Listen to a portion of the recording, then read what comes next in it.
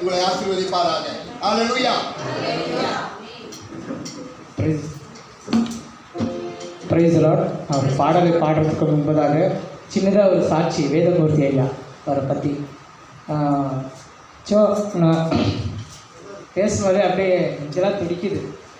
ஏன்னா நான் சின்ன பிள்ளையாக படிக்கும்போது சிஎஸ்ஐ கங்கசந்திரா ஹாஸ்டலில் ஓடி வருவார். எங்களுக்கு சத்யா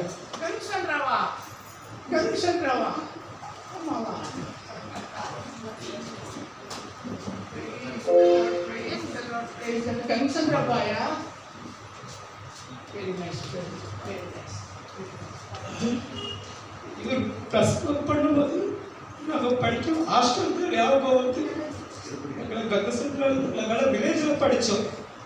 எங்களுக்கு ஓடி ஓடி வந்து சத்தியத்தை சொல்லுவார். நாங்கள் சின்ன பிள்ளையாக இருக்கும்போது அவர் பேசும்போது கூட நாங்களாம் கேலி பண்ணுவோம், சிரிக்குவோம். என்ன இப்படி பேசுகிறாரு, இப்படி இருக்குது. ஆனால் அப்போ அவர் வந்துட்டு நிறைய மெசேஜ் கொடுப்பாரு. எங்களுக்கு சின்ன பிள்ளையாக இருக்கும்போது வில்லேஜில் கிராமத்தில் தேடி தேடி வருவார். அப்போவே அவர் எந்த கேள்வி கேட்டாலும் பதில் சொல்லுவார், அவ்வளோ பதில் சொல்வார். அப்போ இவரை மிஸ் பண்ணிட்டுமே நினச்சி தான். ஆனால் அந்த இடத்துல அவங்க கொடுத்த படிப்பாகட்டும் பைபிள் ஆகட்டும் எல்லாம் இப்போ மட்டும் என்ன அந்த ஊழியக்காருக்குள்ளே என்னை தள்ளிக்குது.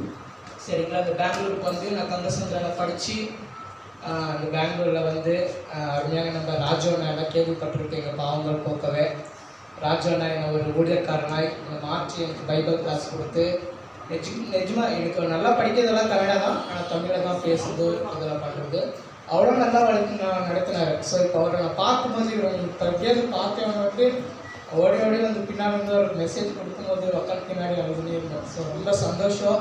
ஹல்லேலூயா. நம்ம ஊழியக்காரங்க நாங்கள் சின்ன வயசில் பார்க்கும்போது இப்போ மறுபடியும் இவரை பார்க்கணும் இல்லையான்னு கூட தெரியல. ஐயோங்களா இப்படியெல்லாம் இருந்தவங்க எந்த கான்டாக்டில் இருக்கிறாங்களோ எங்கே இருக்கிறாங்களோ தெரியலன்னா கௌரிபுத்தினரில் இருப்பாங்க.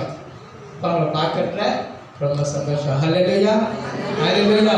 பக்கத்தில் கையை பிடிச்சி கேளுங்க. தங்கத்தை கேட்கல சொல்லுங்க. தங்கத்தை பக்கத்தில் கை பிடிச்சி கேளுங்க. தங்கத்தை கேட்கல வைர